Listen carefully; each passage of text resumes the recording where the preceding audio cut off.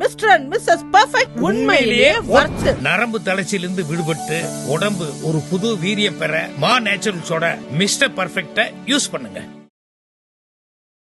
IBC Tamil நேயர்களுக்கு வணக்கம். இன்று நம்முடன் நேர்காணலில் பாரதிய எலக்ட்ரிசிட்டி இன்ஜினியர்ஸ் அசோசியேஷனுடைய மாநில பொதுச் செயலாளர் நடராஜன் இருக்கிறார். வணக்கம் சார். வணக்கம்.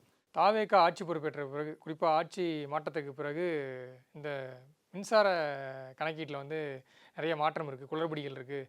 எங்களுக்கு வந்து மந்த்லி அந்த 2 months ஒன்ஸ் எடுக்கிற அந்த கணக்கீட்டில் எனக்கு அதிக தொகை வருதுன்ட்டு இன்றைக்கி வந்து சோஷியல் மீடியாக்கள் நிறைய பேர் வந்து அவங்க அந்த இபி பில் செலுத்தியிருப்பாங்களா சார்.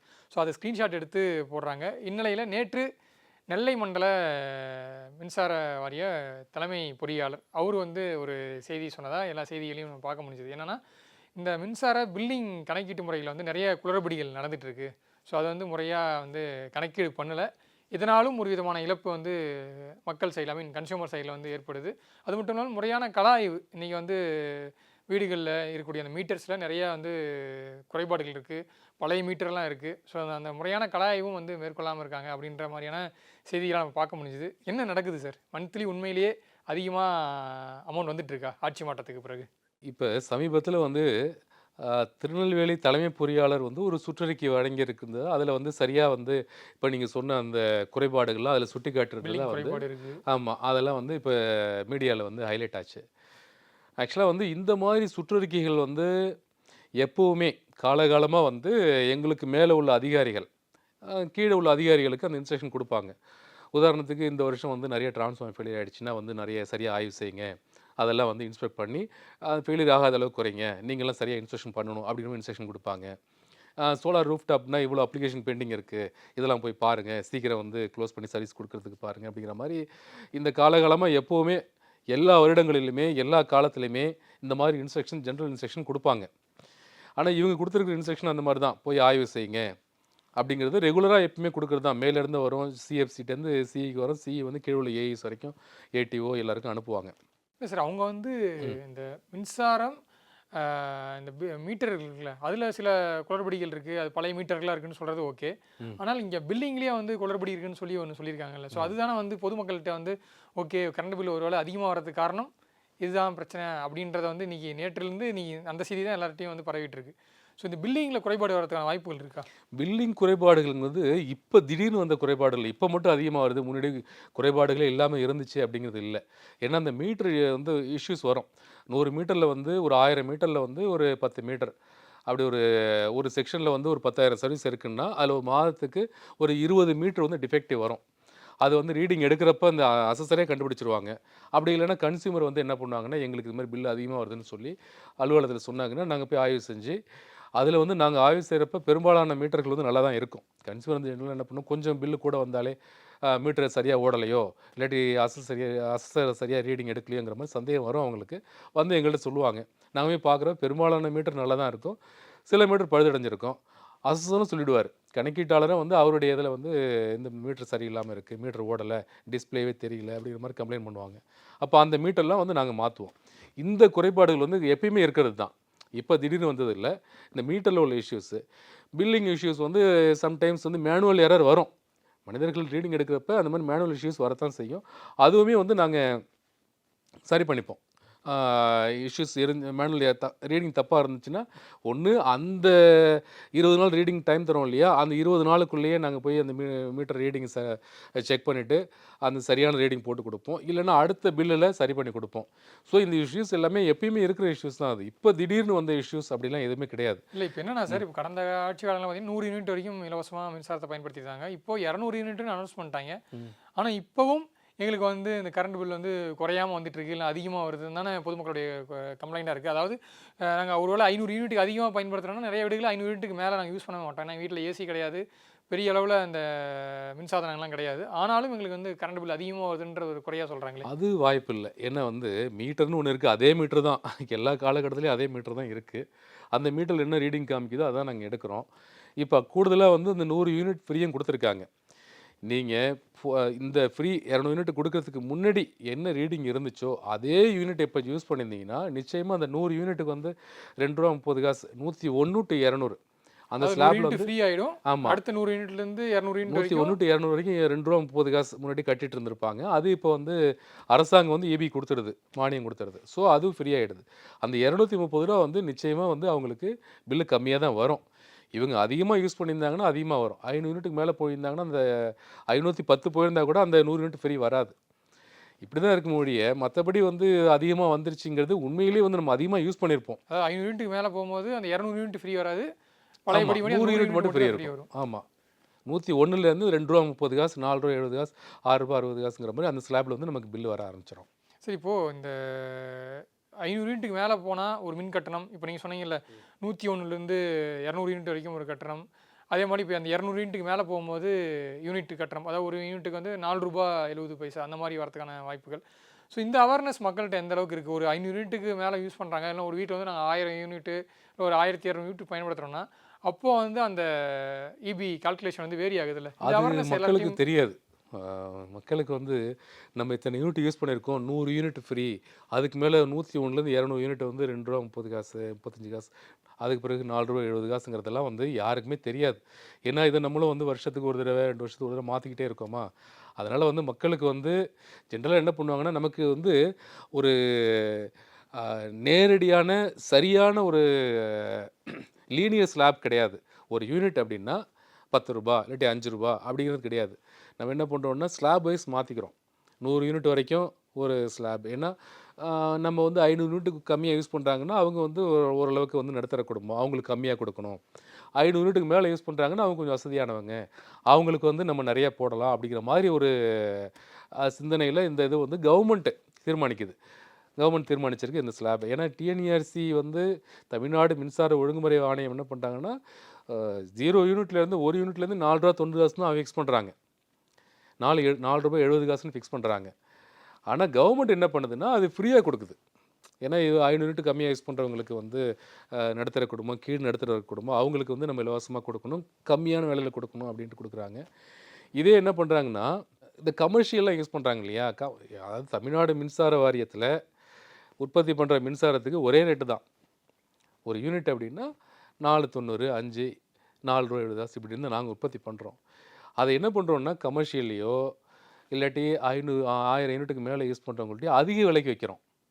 ₹11 வரைக்கும் வைக்கிறோம். இது என்ன பண்ணுறோம், அந்த கிராஸ் சப்சிடின்னு சொல்லுவோம். ₹11 விற்கிறப்ப எங்களுக்கு வர லாபத்தை இதில் காம்பன்சேட் பண்ணிப்போம். ₹4.90 தரோம், ₹2.30 தர விஷயத்தில் வந்து நாங்கள் என்ன செய்வோம்னா அதை காம்பன்சேட் பண்ணிப்போம். இதை கிராஸ் சப்சிடின்னு. அதாவது வசதி அதிகமாக இருக்கிறவங்க அதிகமாக கரண்ட் பில் கட்டி அந்த சப்சிடி எடுத்து கம்மியாக கொடுத்து, யாருக்கு கொஞ்சம் வசதி கம்மியாக இருக்கிற மக்களுக்கு கம்மியான விலைக்கு வந்து நாங்கள் மின்சாரத்தை கொடுக்குறோம். இது வந்து கிராஸ் சப்சிடின்னு பேர். இது வந்து இந்த கிராஸ் சப்சிடி வந்து காலகாலமாக எப்பயுமே இருக்கிறது தான். இதில் வந்து இப்போ வந்து நம்ம வந்து கரண்ட் பில் அதிகமாகிடுச்சு அப்படின்னு சொல்கிறதெல்லாம் வந்து இது வந்து ஒரு தவறான ஒரு ஒரு குற்றச்சாட்டு. இப்போ மக்களோட மைண்ட் செட் என்னன்னா, இப்போ வந்து அவங்களுக்கு ஒரு புரிதல் என்னன்னா 500 யூனிட்டுக்குள்ளே பயன்படுத்தினா எவ்வளோ வரும், 500 யூனிட்டுக்கு மேலே போகும்போது ஒரு யூனிட்டுக்கு அந்த ப்ரைஸ் டிஃபர் ஆகும். இப்போ நம்ம ஒரு 800 யூனிட் ஒரு 900 யூனிட் வரைக்கும் போகிறோம்னா அப்போ அந்த யூனிட்டுக்கு அந்த ப்ரைஸ் வந்து டிஃபர் ஆகுன்றது அவேர்னஸ் வந்து மக்களுக்கு வேணும்.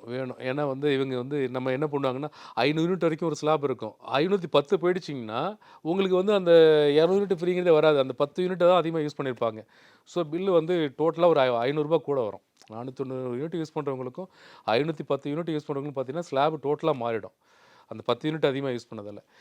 இது வந்து அவங்களுக்கு வந்து ஒரு என்ன பண்ணுவாங்கன்னா எங்களுக்கு சீக்கிரம் வந்து ரீடிங் எடுக்கல, சீக்கிரம் ரீடிங் எடுத்திருந்தாங்கன்னா எங்களுக்கு 490 யூனிட்ல என்னென்ன இருக்கும், கொஞ்சம் லேட்டாக வந்து எடுத்தாங்க, இந்த மாதிரி குற்றச்சாட்டுகள்லாம் வரும். பட் நாங்கள் வந்து எப்போவுமே எங்களுக்குன்னு இருக்கிறது 60 நாளைக்கு ஒரு தடவை போய் ரீடிங் எடுக்கணும். அந்த 5 நாள் எங்களுக்கு குஷன் டைம் உண்டு. அந்த 60 நாள்னா 57லேருந்து 62 அந்த நாளைக்குள்ளே போய் எடுக்கணும். இதுக்கு முன்னாடிலாம் வந்து நான் பெரும்பாலானவர்கிட்ட பேசினேன், வீட்டில் இருக்கவங்களாம் பேசும்போது அவங்க ஹவுஸ் ஓனர்ஸ் என்ன சொல்கிறாங்கன்னா, இதுக்கு முன்னாடி அந்த ரீடிங் கார்டுன்னு ஒன்று கொடுத்துருந்தாங்க தம்பி, அதில் கரெக்டாக அந்த ரீடிங் எடுத்து மென்ஷன் பண்ணிட்டு வச்சுட்டு போயிடுவாங்க.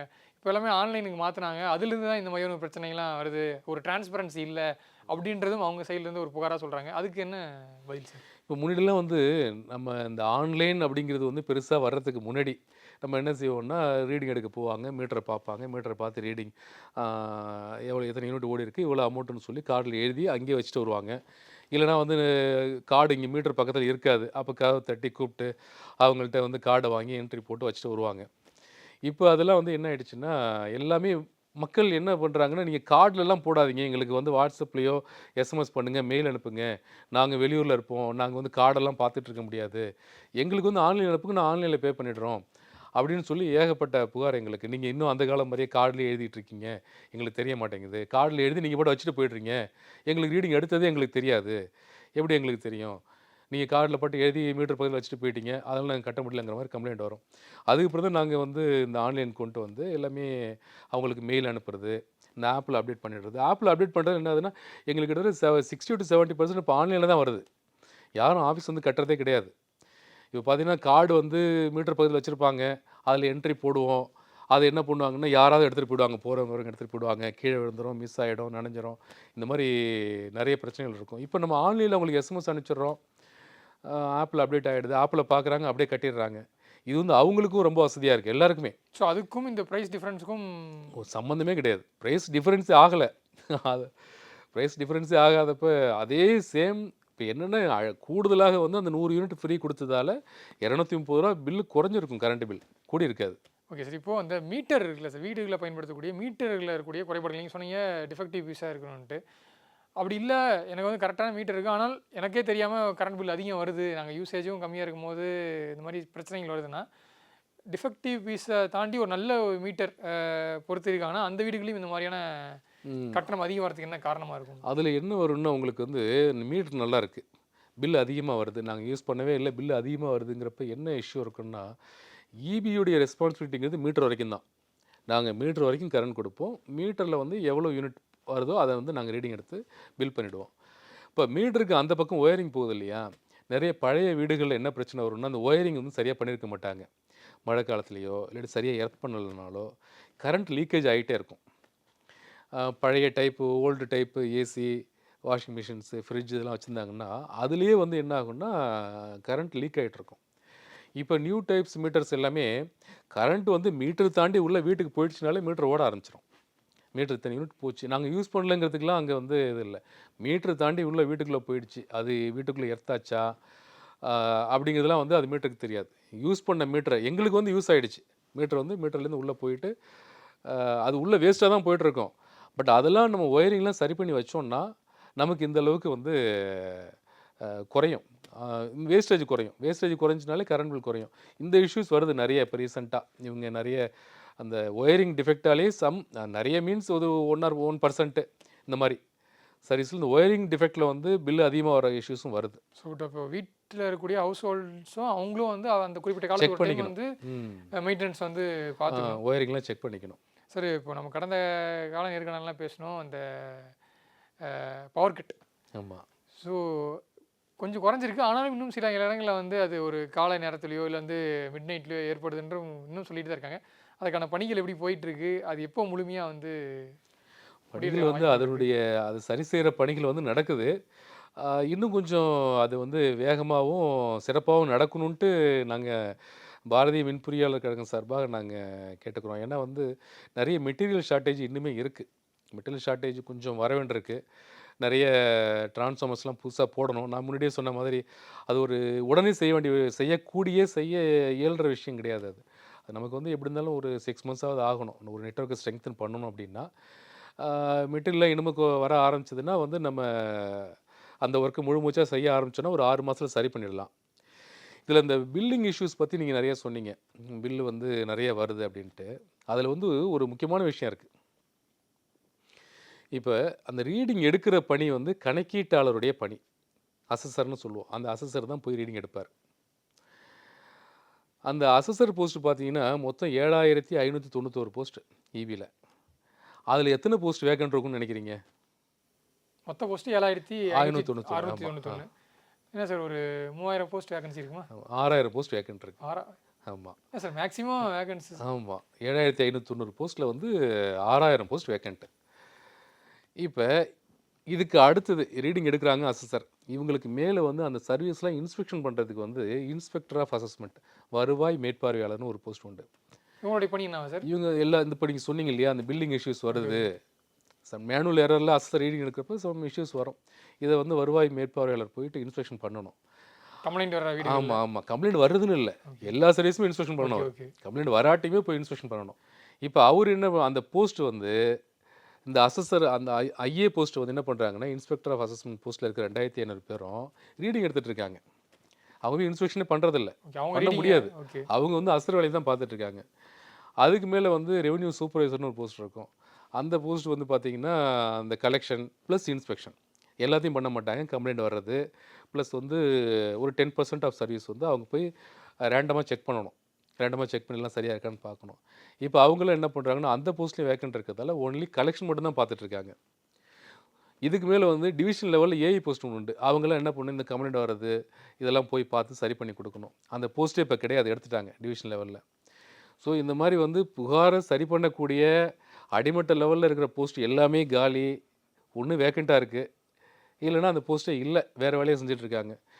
இந்த மாதிரி சூழ்நிலையில் இந்த நுகர்வோர்களுக்கு ஒரு பிரச்சனை வர்றப்ப அது உடனே சரி பண்ணாதான் அவங்களுக்கு ஒரு திருப்தி இருக்கும். இப்போ சரி பண்ணுறதுக்கான சூழ்நிலையே இல்லை. இன்னொரு முக்கியமான விஷயம் என்னென்னா, தமிழ்நாடு மின்சார வாரியத்தில் இந்த கணக்கீட்டாளர் பணி சொல்கிறோம் இல்லையா, அசஸர் பணி, எத்தனை போஸ்ட் வேக்கண்ட்டுங்கிறது ஈபிக்கே தெரியுமான்னு தெரியல.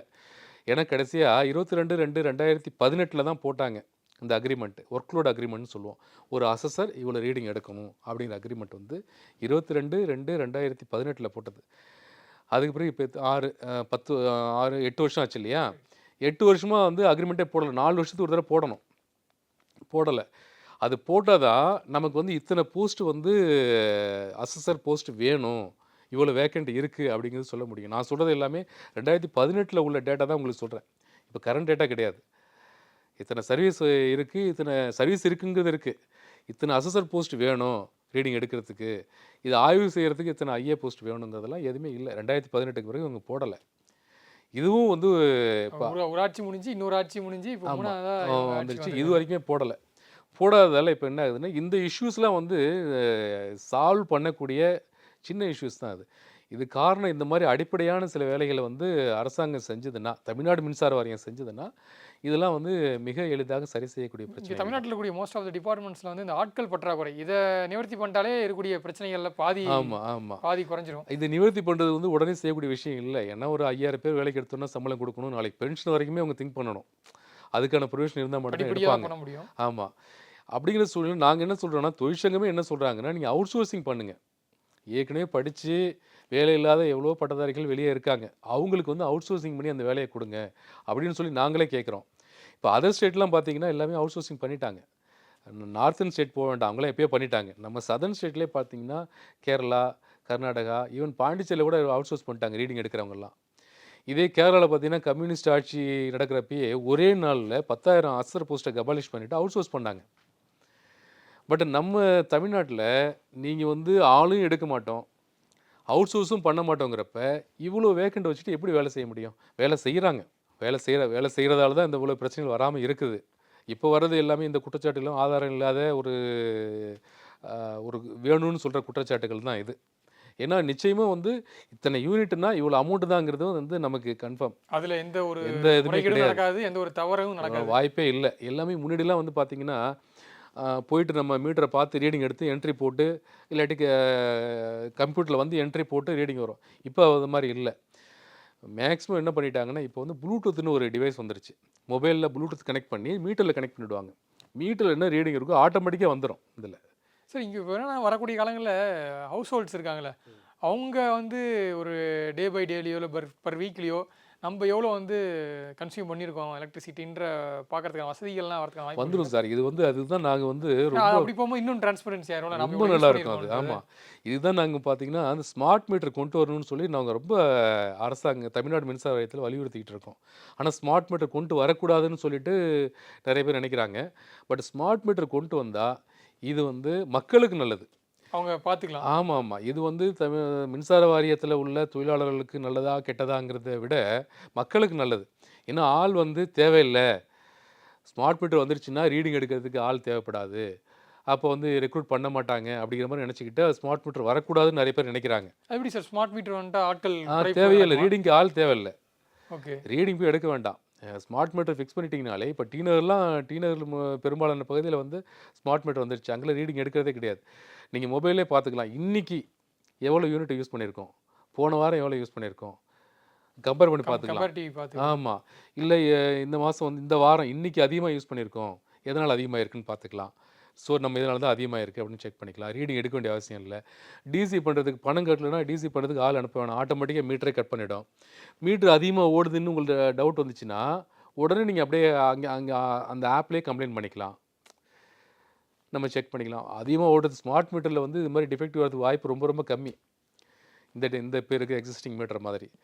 ஸோ இந்த ஸ்மார்ட் மீட்டர்லாம் கொண்டு வந்தால் இப்போ நீங்கள் சொன்ன அந்த நம்ம மொபைல்லையே ஸ்மார்ட் மீட்டர் கொள்முதல்லையே பிரச்சனைகள் இருக்கும்போது என்ன சார் பண்ண முடியும்? இல்லை, அது இப்போ திரும்ப விடணும். அந்த நம்ம மினிஸ்டர் ஹானரபிள் மினிஸ்டர் என்ன சொல்லிட்டு இருக்காருன்னா, அது சம்மந்தமாக இறுதி முடிவு எடுக்கப்படவில்லைன்னு சொல்கிறாரு. இறுதி முடிவு நல்ல முடிவாக எடுத்து மக்களுக்கு பயன்படுற மாதிரி இருக்கணும். ஸ்மார்ட் மீட்டர் ஃப்ரெண்ட்லி ஆயிரும். ஆமாம், ஸ்மார்ட் மீட்டர் ஏன் நாங்கள் வலியுறுத்துகிறோன்னா அது மக்களுக்கு நல்லது அப்படிங்கிறதுக்காக தான். மின்சார வாரியத்துக்கும் நல்லது. கண்டிப்பாக சார், பொறுத்திருந்து பார்க்கலாம். நீங்கள் சொல்கிற மாதிரி இன்னும் டிஎன்இபியில் நிறைய மறுசீரமைப்புகள் பண்ணணும். கண்டிப்பாக அது வந்து மக்களுக்கும் வந்து பயன்படக்கூடிய வகையில் இருக்கணும். நீங்கள் என்னென்ன குறைகள் இருக்குது, இன்னும் என்னென்ன மக்கள் எதெல்லாம் வந்து அவேர் ஆகணுன்ற நிறைய விஷயங்களை வந்து ஷேர் பண்ணீங்க. Thank you for time sir. நன்றி. மிஸ்டர் அண்ட் மிஸ்ஸஸ் பர்ஃபெக்ட் உண்மையிலேயே வர்த். நரம்பு தளர்ச்சியிலிருந்து விடுபட்டு உடம்பு ஒரு புது வீரியம் பெற மா நேச்சுரல்ஸோட மிஸ்டர் பர்ஃபெக்ட்டை யூஸ் பண்ணுங்க.